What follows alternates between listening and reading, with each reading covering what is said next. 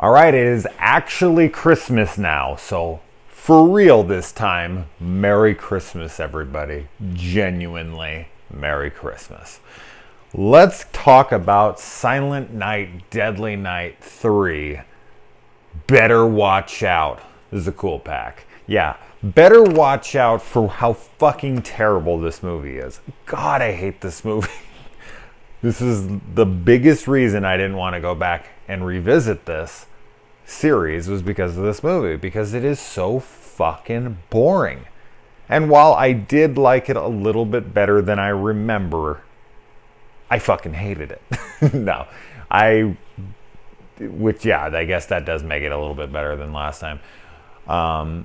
There's elements of it I enjoy, and I'm gonna give it its positives where it deserves it, as always. But overall, this movie is boring as shit. Yes, there's some ridiculous stuff going on here that I had a good laugh at how bad it was, but even most of the bad stuff wasn't even entertaining. So all right, let's get back to this. Now we have Ricky coming back. This time he has got a encasing glass dome that has his brain showing through, and this psychic girl is going and linking with him so that they can try to get into his mind, like the Cell.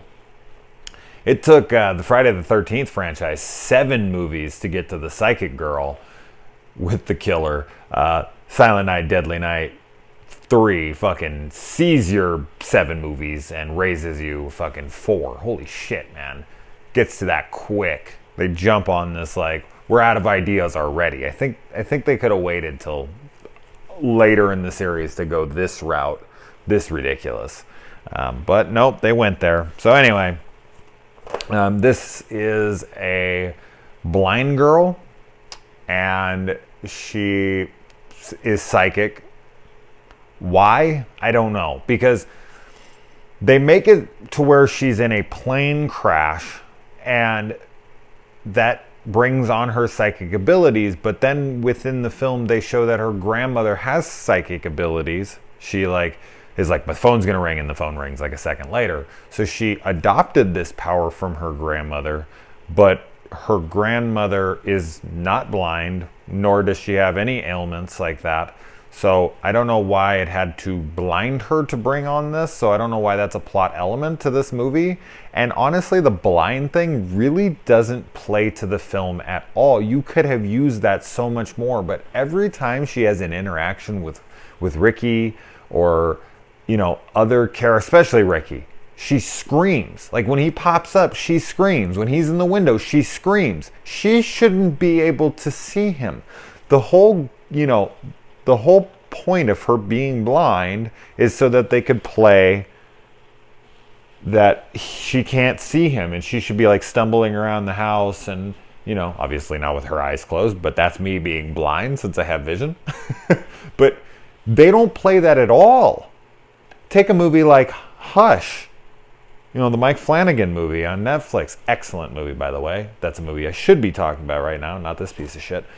But that whole film plays to the point that she's deaf. It uses that as its strongest plot point element. This movie makes her blind for no reason, and it doesn't even go towards the ultimate goal of explaining why she has ESP. It doesn't make any fucking sense. Her grandmother has it. It's just genetic, I guess. It's just frustrating. Anyway, let's get on. I don't want to talk about this movie too damn long. This movie's so fucking boring that the opening credits is just a close-up, a shot of a girl sleeping. No shit. The entire credits are just a girl sleeping. I think that's just giving us a warning, like, you're going to be like this really soon. Oh, fuck, I wish I was. Her dream's okay. I like this. I like the scene with where Santa pulls the knife up and she's in his lap and she's like telling the dreamlike state of that. The atmosphere within that dream in the opening is okay. It's effective enough to tell that it's in a dream. It feels like it. So that might be the best moment of the movie. The director fucked up and did something good. Yeah. That's his fuck up. You know, some people fuck up and it's a small thing, it's bad, but his fuck up is actually doing something good. It was just a, you know, case of luck, I guess. Anyway, the whole look of Ricky is just ridiculous. I don't even understand. Like, I guess they were just going for something unique and cool looking. It just is stupid. It seems like such an insane weakness. It reminds me of Mystery Science Theater 3000, the movie This Island Earth, with the fucking mutants and their brains just exposed. And it's like, that does not make them stronger. Although this could be a glass casing that you could hit all you want and it ain't gonna do anything. So maybe it's actually more of a protector, but it doesn't look like it. So to me, it looks like a crazy weakness on this guy. But no one ever breaks it or anything. I wish they would have. That would have been cool. They didn't even use it at all. Although it does start filling up with blood a little bit in the movie towards the end. I thought that was pretty cool. But yeah, if you had that open like that, your brain would be smashing around. It doesn't matter. Let's not get into that kind of stupid shit. The girl in this movie, Laura, the main character, scream is dreadful. It's annoying. It grinds your nerves. You're just like, shut up, please don't scream. The nurse that she thinks is a bitch has 20 times better scream than her. They should have taken that chick's scream and dubbed it over Laura's character's scream, so then it wouldn't be so awful. It would be great. I love the nurses or the receptionist or whatever the hell she is. She's dressed like a nurse, but who knows? I didn't check her credentials or anything. Another part of the movie I don't understand is that while Ricky's in this comatose state, a Santa Claus comes in. Like, the odds of a drunk, lost Santa stumbling around a hospital and finding his way into Ricky's room and that waking him up is a stretch. But I'm sitting there like, okay, well, he's in there. Clearly they put him in there for a reason, so that he can get the suit, he can get dressed up like Santa, like this is Silent Night, Deadly Night. This is the whole point of this. I mean, Santa Claus, Killer Santa Claus. But no, you know, nor, I guess, did Ricky in the last one.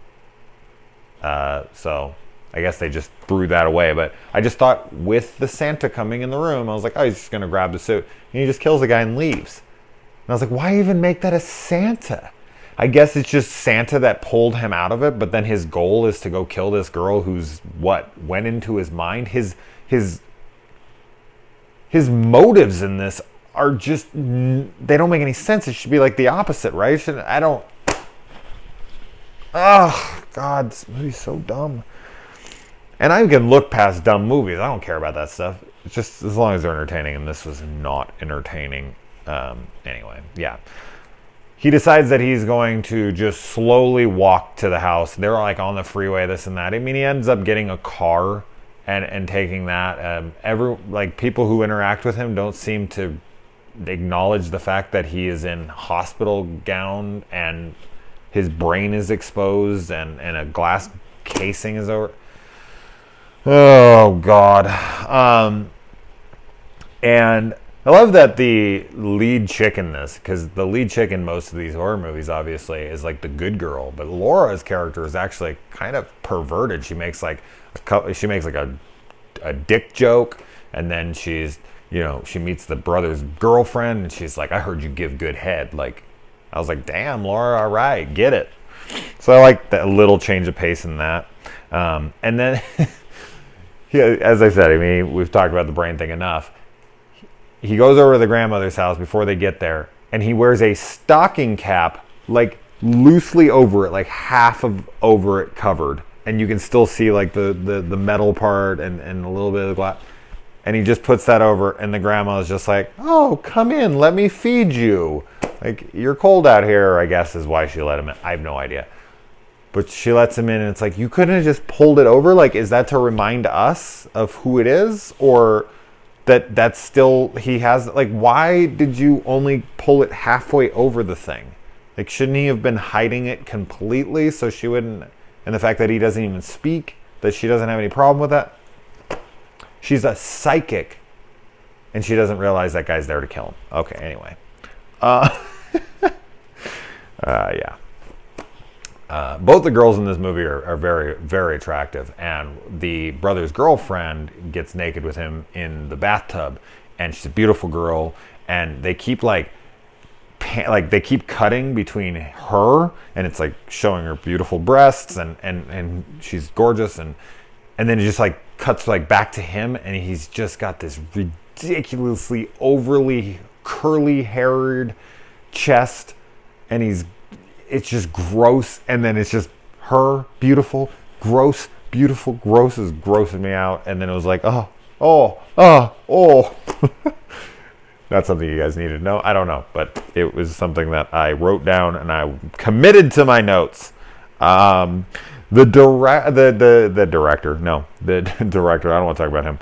The detective in this movie and the doctor's banter in the car is gotta be the best and worst part of this movie. The shit they talk about, like the detective, while they're trying to save this girl's life, he's trying to sell him a cell phone so that he can get $100 off his monthly bill.